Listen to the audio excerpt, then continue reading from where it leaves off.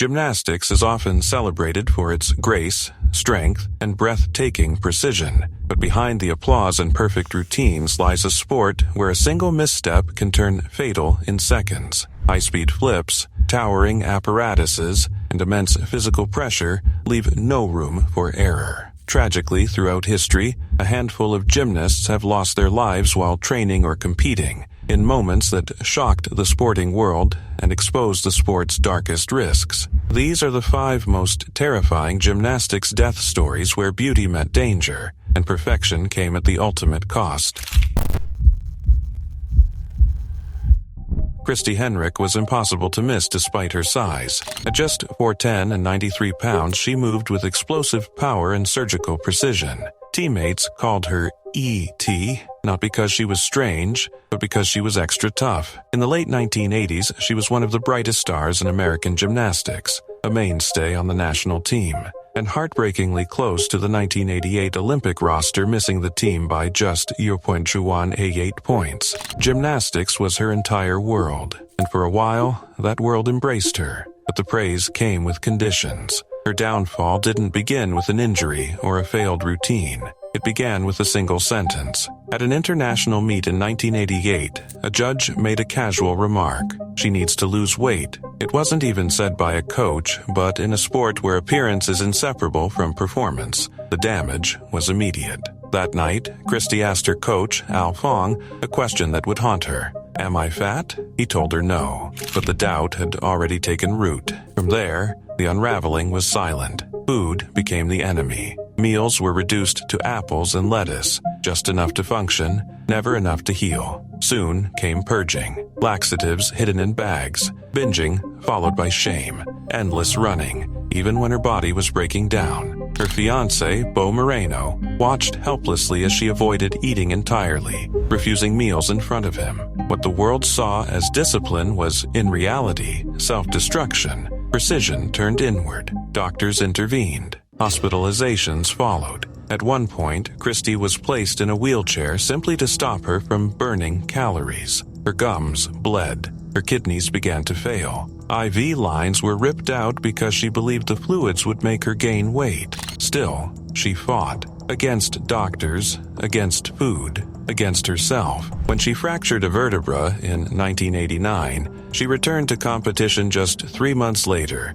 and finished second at nationals. Her physical toughness was legendary. Her inner suffering remained hidden. By the early 1990s, her body could no longer keep up with her will. Routines fell apart. She withdrew mid-competition, exhausted and unstable. Eventually, she retired from gymnastics, but the illness stayed. Therapy came and went. Sometimes she resisted. Sometimes she spoke. In one breakthrough moment, she admitted the truth. It wasn't really about weight. It was about control, shame, and the terrifying belief that she would never be enough. On July 26, 1994, Christy Henrich died in a hospital room. She was 22 years old. She weighed less than 60 pounds. Her organs had failed. The gymnast, who once flew effortlessly across balance beams, had been consumed by an invisible disorder until her body could no longer survive it. Her death shook the gymnastics world. For years, the pressure to be thin had existed. Unspoken, normalized, brutal, Christy became its most devastating symbol. Olympic champion Kathy Rigby, who had faced eating disorders herself, summed it up painfully. "You don't want to believe something like this can still happen with all we know." But it happened. Seminars followed. Policies were discussed. Coaches were told to watch for warning signs. Parents were urged to step in sooner. Yet one question never fully disappeared. Why wasn't it enough to save Christy? Why did no one stop it in time? After her death, her bright red Toyota sat untouched outside her family's home. The custom license plate read Gymnast, once a badge of pride. Now, a quiet reminder of what she gave to the sport and what the sport took from her.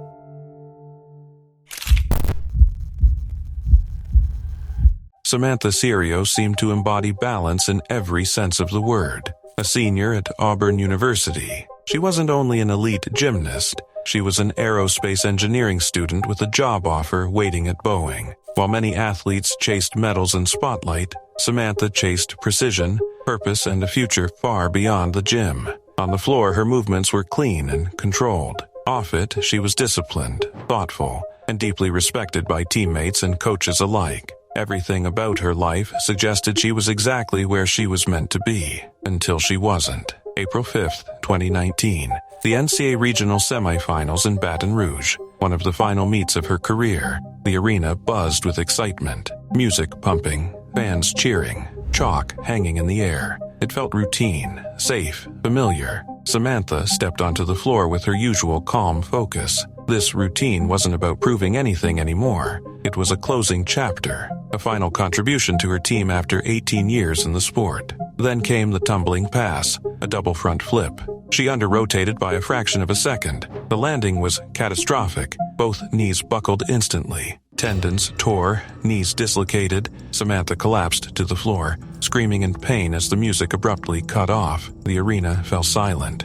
Teammates froze. Spectators gasped. Medical staff rushed in as she lay there, fully conscious, enduring agony few could imagine. Within hours, the footage was everywhere. Phone videos spread across social media, replayed millions of times. Slow motion, zoomed clips, comment sections filled with strangers analyzing the moment her career ended. For Samantha, the injury itself was only part of the trauma. Watching the internet turn her pain into content was something else entirely. "My pain is not your entertainment," she wrote on Twitter. Later, she explained in an interview, "You kind of want to watch it just to see what happens, but you don't think about the people it could impact." In that moment, she became something more than an injured athlete. She became a voice. Days later, Samantha posted a quiet but powerful message. "I am hanging up my grips and leaving the chalk behind." Her gymnastics career was over, not because she chose to quit, but because her body had reached its limit.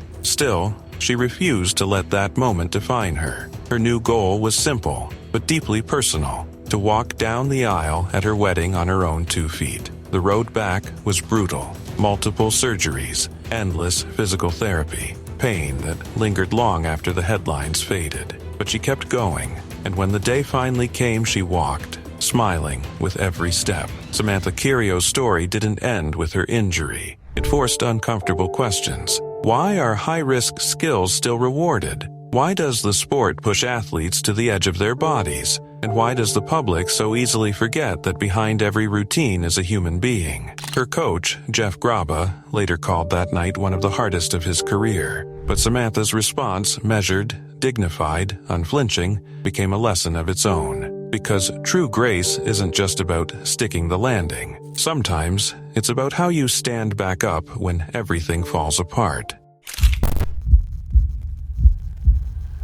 New tonight, tragedy on a local college campus. A young gymnast has died after a freak accident during a routine practice.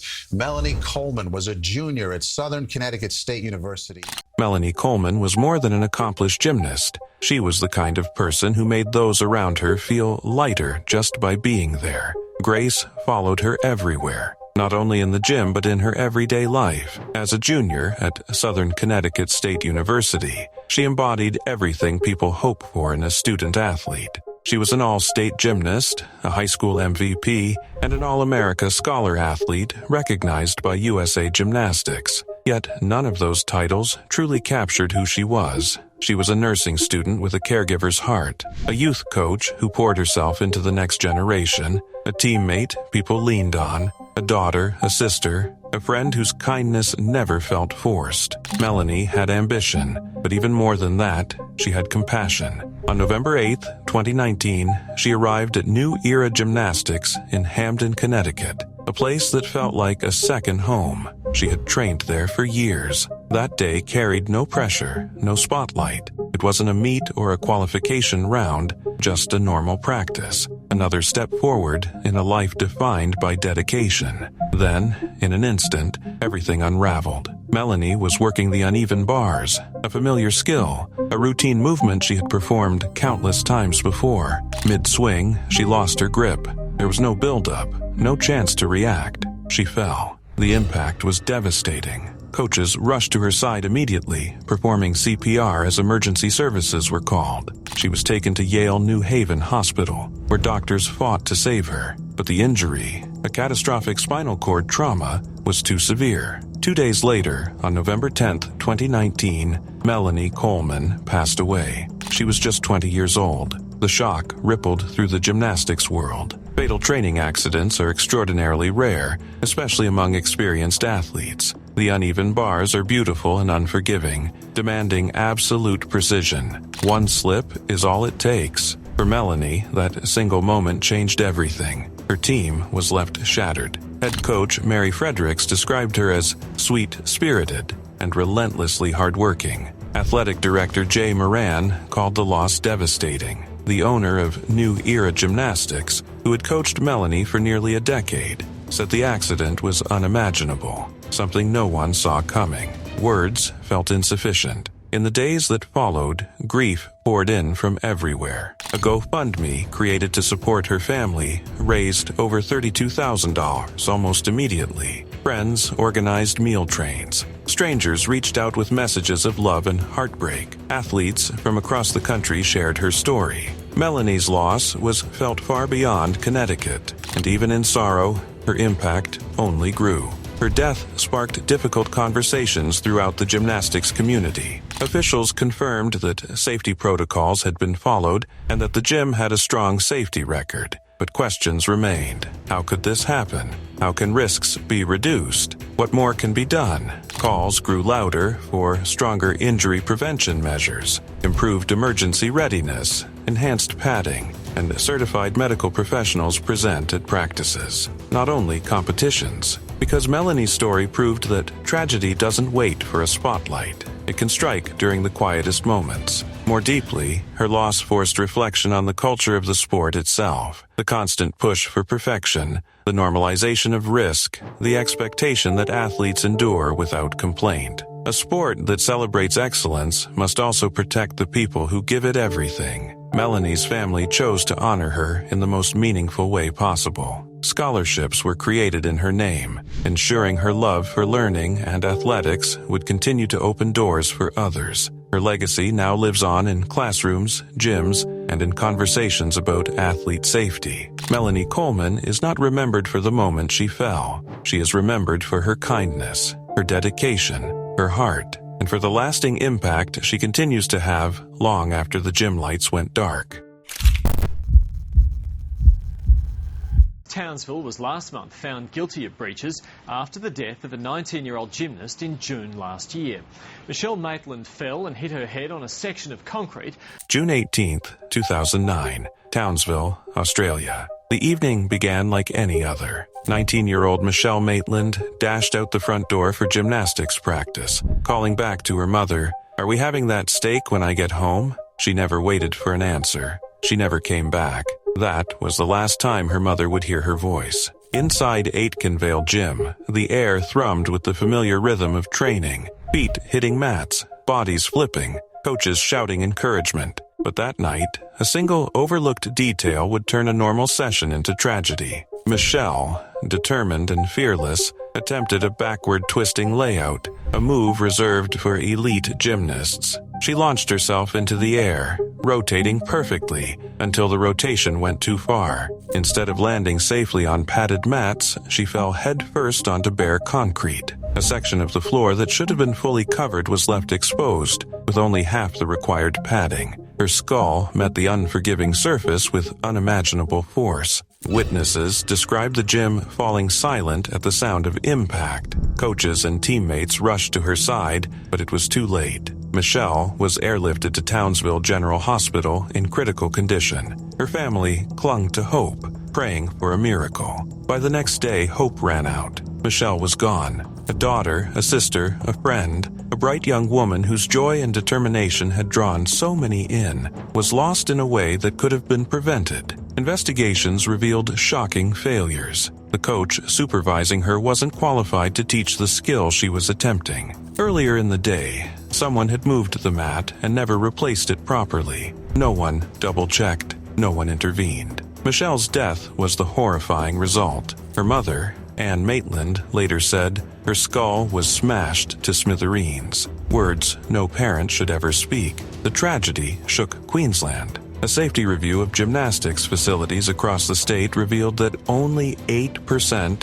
had proper protections against hard surface contact. Numerous gyms were cited for unqualified staff, unsafe equipment, and poor planning. Michelle's death was not an isolated accident. It was a preventable disaster. Townsville Gymnastics was eventually fined $70,000 for breaching safety regulations. But no amount of money could restore what had been lost. Her mother called it bitter justice, noting that the safety measures introduced afterward could never bring her daughter back. "I wasn't expecting her not to come home," she said quietly, still grappling with the reality of the negligence that took her child. On what would have been Michelle's 22nd birthday, her family gathered outside the same gym, lighting candles in the dark. Each flame marked a young life cut short and served as a warning to athletes, parents, and coaches alike. Anne urged others, "Don't take the manager's word for it. Check for yourself." Michelle had returned to gymnastics not as an elite competitor, but as a young woman reigniting a passion. She wasn't chasing medals or fame. She just wanted to enjoy the sport she loved. Instead, her story became a chilling reminder of how quickly gymnastics can turn deadly and how one missing mat can change everything. January 26, 2025, Philadelphia, Pennsylvania. Center City was alive with chaos and jubilation. Thousands of Eagles fans packed the streets, voices echoing off glass towers, fireworks cracking through the winter night. Green smoke swirled. Chants of "Fly, Eagles, fly" filled the air, and the city became a rolling wave of celebration. Among them was 18-year-old Tyler Sabapathy, a freshman at Temple University. Not just any student in the crowd, Tyler was a decorated gymnast, a prodigy with over 120 medals to his name. Fearless, disciplined, and full of promise, he embodied the energy of the night. At 15th and Market, adrenaline coursed through the crowd. Tyler's eyes caught a slick, condensation-covered light pole, already crowded with fans daring each other to climb. To most, it was a hazard. To Tyler, it was instinct. Years of gymnastics had honed his balance, strength, and aerial awareness. With the cheers of onlookers spurring him on, he scaled the pole with precision, arms gripping, legs securing, body moving like it was part of a routine. For a brief moment, the pole became his apparatus, the crowd his audience. Then, disaster struck. In a heartbeat, his grip slipped. The crowd's roar twisted into screams as Tyler fell, his body twisting midair before striking the unforgiving concrete below. His back hit hard, his head snapping with a force that drowned out the fireworks. The festive energy of the night collapsed into horror. Paramedics fought through the throng, sirens piercing the chaos, rushing him to Jefferson Hospital. Doctors worked frantically, but the injuries were catastrophic. His brain trauma left no room for recovery. On January 28th, Tyler Sabapathy passed away, just 18 years old. Temple University's president mourned him, saying, "The loss of a promising young man like Tyler is both tragic and traumatic. Words cannot capture this sorrow." Tyler was admired not only for his athletic talent, but also for his relentless drive, his self-discipline, and his bright, unshakable spirit. Professors saw a future leader. Teammates remembered his grit, laughter, and unmatched work ethic. His family remembered the boy who left Toronto with dreams in his eyes, only to be taken far too soon. Footage from that night still circulates online, fans climbing poles, fireworks illuminating the skyline, the city lost in celebration. For strangers, it's a moment of revelry. For those who knew Tyler, it is unbearable. Because that night, the triumph Philadelphia celebrated became the night a young gymnast fell forever. A boy who had soared higher than most, grounded in an instant by one fatal slip.